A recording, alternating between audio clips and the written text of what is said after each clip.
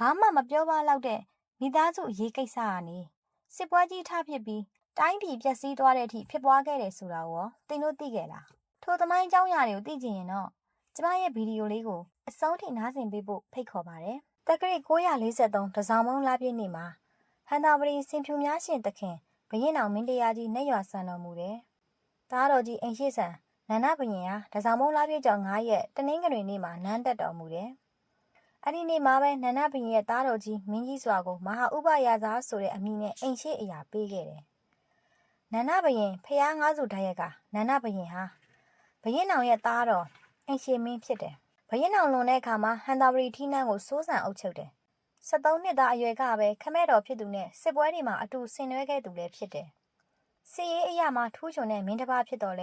ဲပြည်အဝန်းကိုအုပ်ချုပ်နိုင်စွမ်းစီမံခန့်ခွဲမှုဉာဏ်ပြင်းတာကြောင့်၎င်းလက်ထက်မှာဟန်တာဝရီအင်ပါယာကြီးဟာအစိတ်စိတ်အမွှားမွှားပြိုကွဲခဲ့ရတယ်နန္ဒဘရင်ရဲ့သားတော်အိမ်ရှိဥပရာဇာမင်းကြီးစွာဟာဘိုးတော်ဘရင်နောင်ဧကရေဖြစ်မဲ့လမ်းကိုရှောက်တဲ့အချိန်1558မှာဟန်တာဝရီရွှေနန်းတော်ထက်မှာရွှေပေါ်မြတင်အချင်းစေးပြီးမွေးဖွားလာခဲ့တဲ့သူဖြစ်ပါတယ်နန္ဒဘရင်နဲ့တပင်ရွှေထီးသမီးတော်ဘကိုးမီဘုရားတို့ကနေဖွားမြင်လာတဲ့တတိယမြောက်ကလေးဖြစ်ပါတယ်ခမဲတော်နန္ဒဘရင်နန်းတက်လာတဲ့အချိန်မှာနန္ဒဘရင်ဟာသူ့ရဲ့အမတော်အရင်ဖြစ်တဲ့အင်းဝမီဘုရားရဲ့သမီးတော်နတ်ရှင်မဲတော်နဲ့သူ့ရဲ့သားတော်မင်းကြီးစွာကိုလက်ဆက်ပေးခဲ့ပြီးအိမ်ရှိအရာအနှင်းခဲ့တယ်အရင်ဆုံးဒီနားမှာရှင်းကျင်တာကဘရင်နောင်ဟာသူ့ငယ်ချစ်ဦးသခင်ကြီးတပင်ရွှေထီးအမနဲ့တင့်ပြီးအင်းဝမီဘုရားနဲ့နန္ဒကိုမွေးခဲ့တယ်ဘရင်နောင်နတ်တက်တဲ့အခါအင်းဝမီဘုရားကိုသူ့ညီတော်အငယ်ဆုံးဖြစ်တဲ့အင်းဝဘရင်သတို့မင်းစောနဲ့လက်ဆက်ပေးခဲ့တယ်အင်းဝမီဘုရားနဲ့နန္ဒတို့ရဲ့သားတော်သမီးတော်တွေကိုပြန်လည်သိမြတ်စေပြီးဟန်သာဝရီနန်းတော်ကိုသူ့တော်ဝင်မျိုးဆက်အစ်စ်မှန်ကိုသာစက္ကန့်စီလိုခဲ့တာပါဒီလိုနဲ့မိဘတွေဘိုးဘတွေကသဘောတူလို့မင်းကြီးစွာဟာနတ်ရှင်မဲတော်ကိုထိန်းမြခဲ့ရတယ်နတ်ရှင်မဲတော်ဆိုတာဟာအင်းဝနန်းနဲ့ဟန်သာဝရီနန်းတော်ကမင်းကြီးမင်းသားတွေမျိုးစားတွေကြားမှာအလှပကြီးဆိုပြီးအလွန်နာမည်ကြီးသူပါမဟာဆန်လာတဲ့အလှကလေးဆန်ဆန်အညုအတုတို့ဟာအဲ့ဒီခေတ်မှာမဟာဆန်တဲ့အလှကလေးဆန်ဆန်အညုအတုတို့ဟာနန်းတွင်သားတွေထဲမှာရေပန်းစားလာပါတယ်ဒါပေမဲ့ဟန်တာဝရီအင်ပါယာတစ်ခုလုံးရဲ့ဒိတ်ဒိတ်ကျဲထိတ်တန်းမင်းသမီးတစ်ပါးဖြစ်တာကြောင့်ဘယ်သူမှချင်းကပ်လို့မရပါဘူးလက်ရှိမဲတော်ဘက်ကချစ်ကြိုက်တဲ့မင်းကြီးမင်းသားရဲ့လို့လည်းတယောက်မှမရှိဘူးသူ့ရဲ့ချစ်ကိုစတင်အနှင်းလိုက်တာကတော့မင်းကြီးစွာပါခေအလျောက်တော်ဝင်မိန်းမသားတွေဟာမိဘတွေထိမ်းများပေးတဲ့သူကိုယူပြီးထိုလူကိုပဲချစ်ခင်ဆုံမြတ်ရပါတယ်တော်ဝင်မျိုးနွယ်ဖြစ်တာနဲ့အညီတိတ်ခါတရားကိုအထူးအလေးမြတ်ထားပြီးစောင့်ထိန်ကြရတယ်တိတ်ခါပြက်စီမဲ့အရာမျိုးတော်ဝင်အမျိုးသမီးတွေကရှောင်ကျင်ရတယ်ဒါပေမဲ့မင်းကြီးစွာကတော့အင်ပါယာတစ်ခုလုံးကငန်းငန်းတက်လိုချင်နေတဲ့နတ်ရှင်မဲတော်ကိုယာထားတော်ညာလည်းပဲသူ့ရဲ့မေတ္တာစစ်မေတ္တာမှန်နဲ့ချစ်ခင်ဆုံးမခဲ့ရသူကတော့သူ့ရဲ့ဒွေးလေးတော်ဆက်တဲ့ရာဇဓာတုကလေးယာကိုပါပဲရာဇဓာတုကလေးယာဟာမင်းကြီးစွာထက်တစ်နှစ်ကျော်ငယ်ပြီမဲ့ဝါအရတော့ဘရင်နောင်ကဖွားမြင်နေသူဖြစ်လို့ဒွေးလေးတော်ဆက်ပါတယ်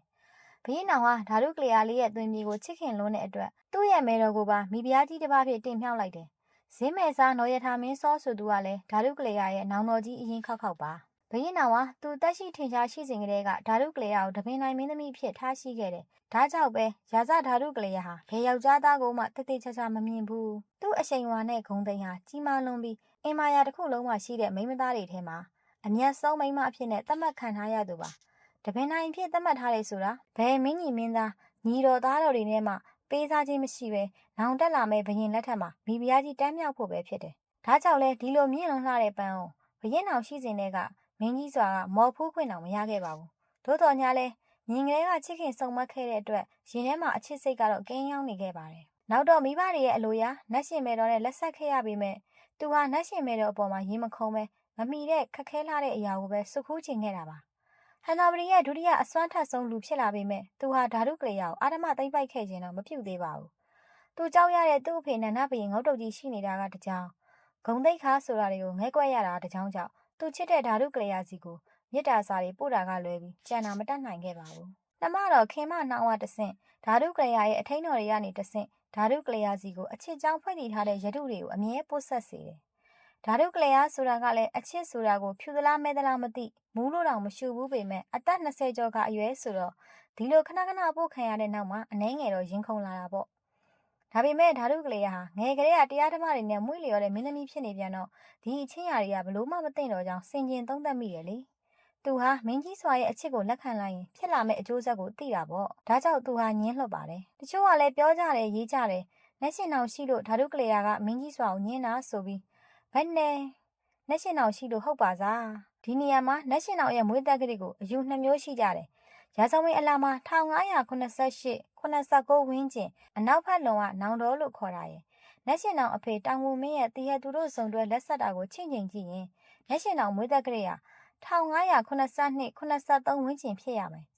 88 89မှာမွေးတယ်ဆိုရင်1582 83မှာဆိုရင်ဓာတုကလေးရအသက်က25အချိန်မှာနက်ရှင်နောင်ကဓာတ်တော်မကင်မှုသေးဘူး82မှာမွေးရင်တော့10နှစ်17နှစ်ပဲရှိအောင်မယ်ပြီးတော့နန်းတွင်းကမင်းကြီးစွာတို့လိုအာဏာရှိတဲ့သူတောင်ဓာတုကလေးရကိုတွေ့ဖို့မလွယ်တာတောင်ကူကဘရင်မြီးအနေနဲ့ဝေးလာပါတယ်ဒါကလည်းဆက်လို့ပြောပြတာပါဓာတုကလေးကဘာလို့ညင်းရတယ်လဲဆိုရင်သူ့ထက်3နှစ်ဝန်းကျင်လောက်ကြီးတဲ့တူမတော်နတ်ရှင်မဲတော်ကိုစာနာလို့ဆိုတာကတော့အဓိကပါပဲပြီးတော့သူ့လိုဂုံတိတ်ခါကြီးမသူအနေနဲ့ဖို့မကိစ္စကြောင့်အဆက်တိတ်ခါမကြဆင်းလိုတာလည်းဖြစ်တယ်တကယ်လို့သူသားမင်းကြီးစွာကိုလက်ခံရင်သူဟာစနိုက်ကျော်ဖြစ်မယ်လေနတ်ရှင်မဲတော်ရဲ့မိဘတွေနဲ့မင်းကြီးစွာရဲ့မိဘတွေကလည်းသားသမီးကိစ္စကြောင့်ပြိပခါတွေဖြစ်လာမယ်တစ်ချိန်ဥပရာဇာကဘရင်ဖြစ်လာမယ်မိဖုရားခေါင်ခန့်အပ်တဲ့နေရာမှာလည်းပြဿနာအကြီးကြီးဖြစ်လာမယ်သူ့ကုံနဲ့တူမတော်ဖြစ်တဲ့နတ်ရှင်မဲတော်နဲ့တဆင်းတဲ့နေရာမှာရှိဖို့ဆိုတာလည်းမဖြစ်သင့်ဘူးလေဒီလိုအဖက်ဖက်ကိုချင်းချင်းပြီးဓာတုကလေးကညှင်းဆန်ပေမဲ့ဇွဲကြီးလာတဲ့မင်းကြီးစွာတက်တက်မဲမဲပေါ်ပေါ်တင်တင်ကိုလိုက်တယ်နောက်ဆုံးဓာတုကလေးကိုလိုက်တဲ့တဲ့ရင်ကနန်းတွင်းမှာပြန့်နေတော့တယ်နတ်ရှင်မဲတော်ကပေါ်တင်မေးတဲ့အခါသူကမငင်းမဲဖြေတယ်အဲ့မှာဒီမဲ့စကားအခြေတင်ဖြစ်ပြီးနတ်ရှင်မဲတော်ကလည်းဒွေးလေးတော်ဟာလည်းမိဖုရားခေါင်နေရအောင်မှန်းတယ်ထင်ပါဆိုပြီးထေလုံးနဲ့ပြောတဲ့အခါဓာတုကလေးကိုအပုံကြီးချစ်တဲ့မင်းကြီးစွာခင်ဗျာဒေါသတွေစောက်တက်သွားပြီးနတ်ရှင်မဲတော်ကိုပိတ်တွန်းလိုက်တဲ့အခါမှာနှစ်ဖူးတော်ကသွေးနှင်းငယ်ထွက်သွားတယ်ဇလန့်ကဒီမှာစပါတယ်နတ်ရှင်မဲတော်ဟာသူ့ရဲ့သွေးစားကိုတုပ်ထားတဲ့အဝတ်တော်ကိုဘူးထဲမှာထည့်ပြီးတစိမ့်တော်ခတ်ပြီးအင်းဝါကိုပို့လိုက်တယ်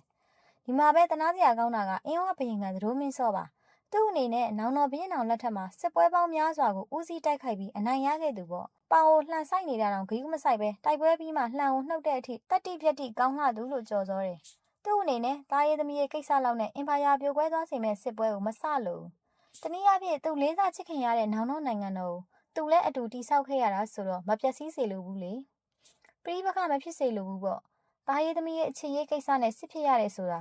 ပြည်တော်မင်းတွေကြားရင်လွန်စွာရှက်ဖို့ကောင်းပါတယ်ဒါပေမဲ့ဒီထက်ပိုရှက်ဖို့ကောင်းတဲ့စကားကိုသူ့ရဲ့မိဖုရားအင်းဝမိဖုရားဟန်သာဝတီဘုရင်ရဲ့အမတော်အရင်ကပြောခဲ့တာပါသူကစစ်မဖြစ်ဖို့အင်အားမပြေဝတာလဲပါတာပေါ့သူကစစ်မဖြစ်ဖို့ဆုံးဖြတ်လိုက်တဲ့အခါသူ့မိဖုရားထံကနေခနဲ့တက်တဲ့လှောင်မြောင်တန်ထွက်လာတယ်ငါကမောင်ကောင်းနှမအဖကောင်းသမီးတော့မှန်ပေတယ်လင်ကောင်းမရတော့မဟုတ်ခဲ့ပေဒီစကားဟာအင်းဝဘုရင်ရဲ့အရှိုက်ကိုအစိတ်လူးများနဲ့ပြစ်တာထက်ကိုနာကျင်စေခဲ့ရတယ်ဒါကြောင့်ဒီစကားကိုမခံနိုင်လို့ဟန်သာဝတီကိုပုံကန်လိုက်တော့တယ်အကျိုးဆက်အနေနဲ့အင်းဝဘုရင်စစ်ရှုံးပြီးတရုတ်ပြည်ကိုပြင်းရင်းနဲ့လမ်းမှာကန်ကုန်သွားပါတယ်ဒီစကားကိုပြောမိတဲ့အင်းဝမိဖုရားလဲနောင်နာအကြီးကျယ်ရပါတော့တယ်နန္ဒဘုရင်ကအင်းဝကိုအောင်နိုင်ပေမဲ့စစ်နိုင်သူအနေနဲ့မဟုတ်ပဲမောင်တော်တယောက်အနေနဲ့သူ့အမတော်ကိုတွေ့ဆုံပြီးဟန်သာဝတီကိုခေါ်ခဲ့လိုက်တော့တယ်။နောင်ဘုရင်နောင်လက်ထက်ရိုးရမြန်မာတတိယစစ်ပွဲမှာနန္ဒဘုရင်ကိုယ်တိုင်အယုဒ္ဓယကိုစစ်ချီနေချိန်မှာမင်းကြီးစွာဟာဓာတုကရကိုဘလို့မှမရတော့တဲ့အဆုံးမှာတိမ့်ပိုက်လိုက်ပါတော့တယ်။ရိုးရကိုစစ်ချီတဲ့စစ်ပွဲတွေမှာလည်းပွဲတိုင်းရှုံးမိုးကောင်းကလည်းပုံကန်ကြီးကသားတော်ငယ်ကလည်းပုံစားတိုင်းနိုင်ငံအသီးသီးကွဲထွက်ဗဒေသတိတွေတနေတမင်းဖြစ်ပြီးနောက်ဆုံးတော့တောင်ကူနဲ့ရခိုင်ပေါင်းပြီးဟန်သာဝတီကိုတိုက်ခိုက်ရာဟန်သာဝတီဖုံးမိနေလနိုင်ငံတော်ကြီးဟာဏီကုန်းချုပ်ခဲ့ရပါတော့တယ်